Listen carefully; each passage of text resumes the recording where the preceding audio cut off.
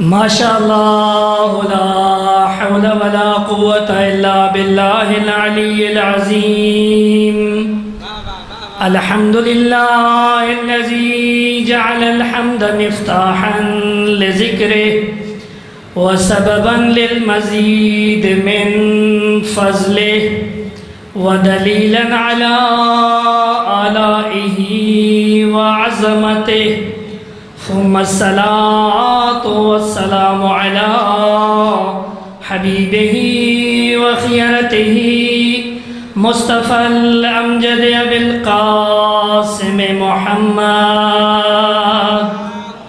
صلى على محمد وعلى آله الطيبين الطاهرين المعصومين المظلومين سيما بقية الله في الأرضين ثم اللعن على أعدائهم وأعداء الله أجمعين أما بعد فقد قال الله تبارك وتعالى في كتابه المجيد وفرقانه الحميد بسم الله الرحمن الرحيم نون والقلم وما يسطرون بلندتر صلوات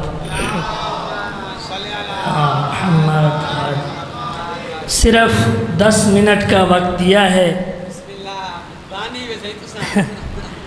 بس تھوڑی سی عرائض آپ کے سامنے اور چند جملے مصائب کے. آج کا روز 2 معصومین کی شہادت سے منسوب ہے، حضرت محمد مصطفیٰ صلی اللہ علیہ وآلہ وسلم اور حضرت امام حسن مجتبی صلی علی محمد وآل محمد. ایک نانا ہے، ایک نواسا ہے. نانا اپنی صداقت اور اپنے علم میں مشہور اور نواسا اپنی سخاوت میں مشہور. اللہم صلی علی محمد وآل محمد. حدیث پیغمبر ہے کہ اگر عقل انسان کو مجسم صورت میں دیکھنا ہو تو میرے حسن کی طرف دیکھ لو. اگر چاہتے ہو کہ فضل کو کسی شخصیت کے روپ میں دیکھنا ہو تو میرے حسن کی طرف دیکھ لو. اگر شجاعت کو دیکھنا ہو تو بھی میرے حسن کی طرف دیکھ لو، اور اگر سخاوت کو دیکھنا ہو تو میرے حسن کی طرف دیکھ لو. آیا ہے ایک شخص مدینے میں اور دیکھتا ہے کہ ایک ہستی بیٹھی ہے ایک جگہ پر، ایک بلند مقام پر، اور آ کر اس نے اس ہستی کو سلام کیا اور کہا کہ مولا مجھے کچھ کھانے کو دے دیجئے. مولا نے جو کی خشک روٹی نکالی اور اس کو اپنے گھٹنے پہ توڑا اور اس کی خدمت میں پیش کی. یقیناً آپ لوگ سمجھ گئے ہوں گے کہ وہ کون سی ہستی کی خدمت میں تشریف لایا تھا. مولا نے جو کی روٹی کو نکالا، اپنے گھٹنے پہ توڑا اور اس کی خدمت میں پیش کیا. اس نے کہا نانا مولا یہ تو آپ کھائیے، میں تو کوئی اچھی غذا کھانے کی تلاش میں آیا تھا. وہ بھی کوئی شیعہ میانی کا مومن لگتا ہوگا، آیا تھا مولا کی خدمت میں اور کہا تھا کہ مولا جو دی روٹی تسا آپ کھاؤ، ساکو کوئی چنگی شے چنگا لنگر تے چنگی نیاز کھواؤ. مولا نے کہا اور مولا نے فرمایا اگر اچھا کھانا تناول کرنا ہے تو آگے چلے جاؤ، میرے فرزند امام حسن کا دسترخوان ہے، وہاں پہ جو مانگو گے مل جائے گا. یا علی وہاں پہ جو مانگے گا تجھے مل جائے گا. وہ گیا اور وہاں پہ اس نے کھانا شروع کیا اور اس کے بعد وہ شخص ایک لقمہ کھا رہا ہے، ایک لقمہ اپنے ساتھ بچا رہا ہے. ایک لقمہ کھا رہا ہے، ایک لقمہ بچا رہا ہے. امام حسن مجتبی کی نظر پڑی، پوچھتے ہیں اے بندہ مومن تیرا کوئی عیال ہے، تیرے کوئی بال بچے لگتے ہیں، اگر تجھے اپنے بچوں کے لیے لنگر چاہیے تو ہم علیحدہ سے دے دیں گے، تو یہ بچا کیوں رہا ہے؟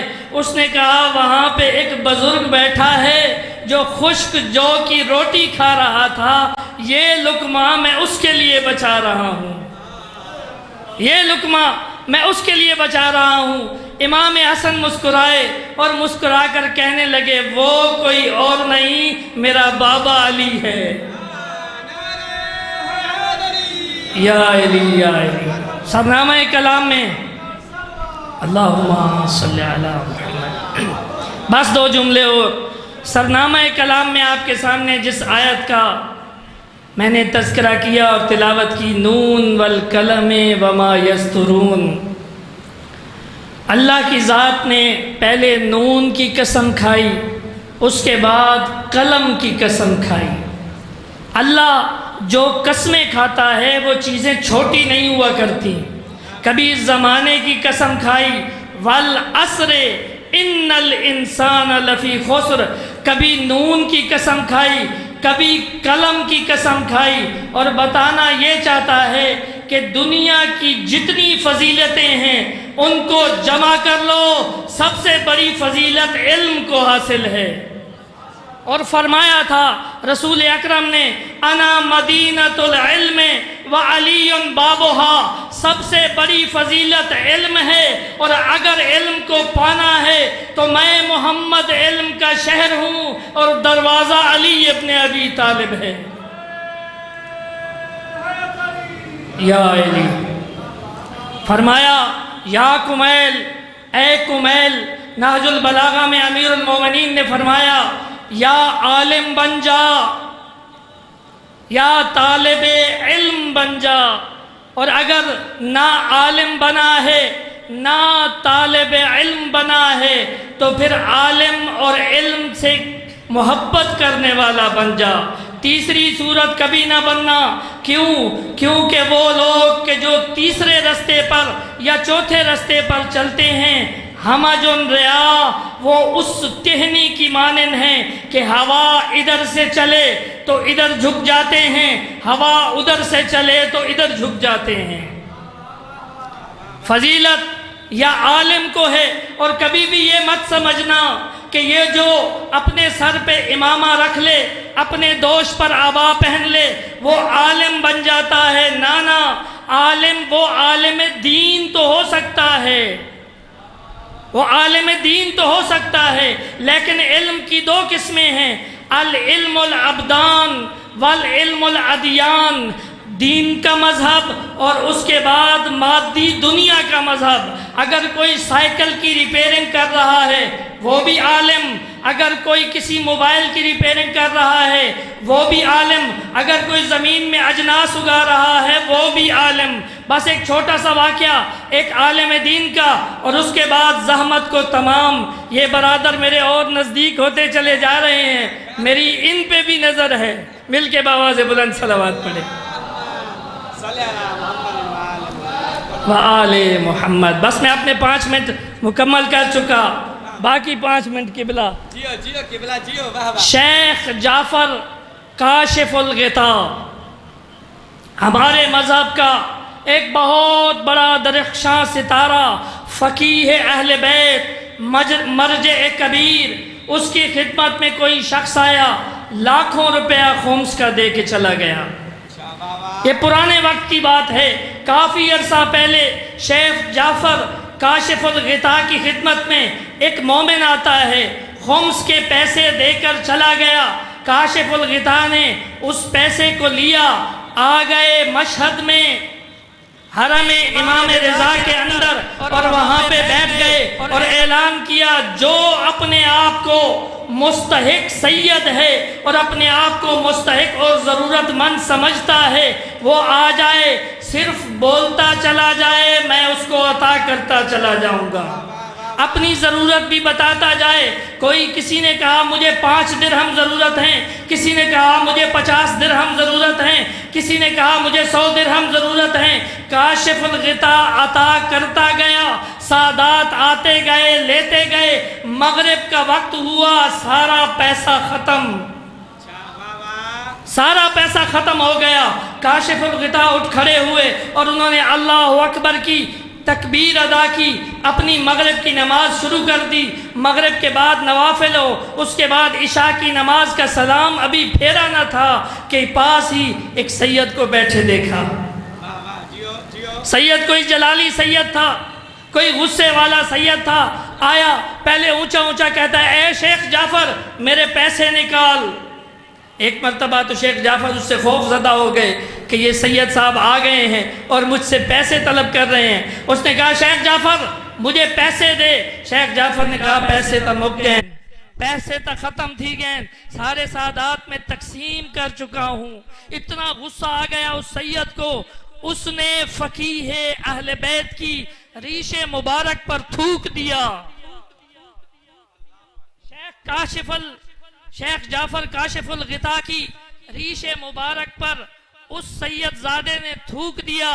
شیخ جعفر کاشف الغطا نے اپنے دوش پہ پہنی ہوئی عبا سے اپنا چہرہ صاف کیا، اٹھ کے کھڑے ہو گئے اور لوگوں کی طرف دیکھ کے اعلان کیا کہ اے لوگو، جو اس داڑھی کی قدر کرتا ہے وہ اس عبا میں کچھ پیسے ڈال دے۔ جو اس داڑھی کی، اس ریش کی قدر کرتا ہے وہ اس عبا میں پیسے ڈال دے۔ اور پیسے مانگنے کے لیے بھی اس سید کا نام نہیں لیا، پیسے مانگنے کے لیے بھی اس سید کا نام نہیں لیا، اپنی دوش پہ پہنی ہوئی عبا کو آگے لے کے چلتے چلے گئے، لوگ پیسے عطا کرتے چلے گئے اور اس کے بعد وہ پیسے اس سید کی خدمت میں دے دیے۔ یہ ہے علم، یہ ہے فضیلت جو کسی بھی انسان کو انسان بناتی ہے۔ اور انہی فضیلتوں کے مالک تھے آل محمد، اور انہی آل محمد کی انہی فضیلتوں کو دیکھ کر یزیدیوں نے ان پر جتنی فضیلتوں کے یہ مالک تھے نا اتنے ہی ظلم ڈھائے ہیں۔ تاریخ کے جملے ہیں، آج جس مظلوم امام کی شہادت کا دن ہے، انشاءاللہ میرے بعد علماء کرام حضرت امام حسن مجتبیٰ کی مفصل شہادت آپ کو سنائیں گے اور پرسہ دیں گے۔ میں ایک شہید کا تذکرہ آج اپنی مجلس عزا سے کرنا چاہتا ہوں۔ وہ شہید حضرت امام حسن مجتبیٰ کا وہ اکلوتا فرزند حضرت قاسم ابن الحسن ہے کہ جو کربلا کے میدان میں موجود ہے۔ تاریخ نے یہ لکھا ہے کہ حسن مجتبیٰ کے 4 یا 5 فرزند کربلا میں شہید ہوئے۔ امام علی ابن ابی طالب کے 5 بیٹے کربلا میں مارے گئے، امام حسن مجتبیٰ کے 4 فرزند مارے گئے۔ گویا 9 مائیں اپنے بچوں کو ذبح ہوتا دیکھتی رہی کربلا کے اندر۔ تذکرہ کروں عبداللہ ابن حسن کا، 2 شہید ہیں امام حسن کے کہ جن کا زیادہ تذکرہ ملتا ہے، 2 بیٹے ہیں، ایک بیٹا ہے عبداللہ، ایک ہے حضرت قاسم۔ عبداللہ کی شہادت کا تذکرہ گویا اس طرح ملتا ہے کہ جب امام حسین کو تمام اشقیاء شام نے نرغے میں گھیر لیا تھا، گویا ایک ایک شہید جب ہوتا تھا نا تو وہ لوگ انہوں نے چنا ہوا تھا فلاں قبیلہ علی اکبر کا قاتل، آگے انعام بھی تو لینے تھے نا، فلاں قبیلہ حضرت علی اکبر کا قاتل، فلاں قبیلہ حضرت قاسم کا قاتل، فلاں قبیلہ ابو الفضل العباس کا قاتل۔ لیکن جب زہرا کا لال تنہا ہوا، گویا سارا کا سارا اشقیاء شام کا لشکر گویا ٹوٹ پڑا امام حسین مظلوم پہ، اور ہر ایک کی کوشش یہ تھی کہ حسین مظلوم کا قاتل میں کہلاؤں، جس کے ہاتھ میں جو آ رہا ہے وہ فرزند زہرا پہ ظلم کما رہا ہے۔ وہاں پہ جب خیمے میں دیکھا ہے عبداللہ ابن حسن نے، گویا یہ چھوٹا سا بچہ، اس نے بڑی ہی کم سنی میں اپنے والد کی شہادت کو دیکھ لیا تھا اور پلتا رہا حسین کی سائبانی کے نیچے اور سمجھتا تھا والد اپنے بابا حسین کو، اور جب دیکھا میرے بابا پہ سارے اشقیاء شام اور ظلم کما رہے ہیں، دوڑا ہے خیموں سے، دوڑتے دوڑتے اپنے آپ کو گرایا ہے امام حسین مظلوم کے اوپر۔ ابجر ابن کعب ایک ملعون آگے آیا، اس نے جب تلوار کا وار امام حسین مظلوم پہ کرنا چاہا، آ گیا عبداللہ ابن حسن آگے، اس نے اپنے بازوؤں کو آگے کیا، بازو کٹ گیا اور یا اماں کی صدا بلند ہوئی، اے میرے چچا مجھے سنبھالو۔ اس چھوٹے سے بچے کو امام حسین نے اپنی ابا کی دوش میں لے لیا اور کہنے لگے، اے عبداللہ بس تھوڑا سا صبر کر لے، بس تھوڑا سا صبر کر لے۔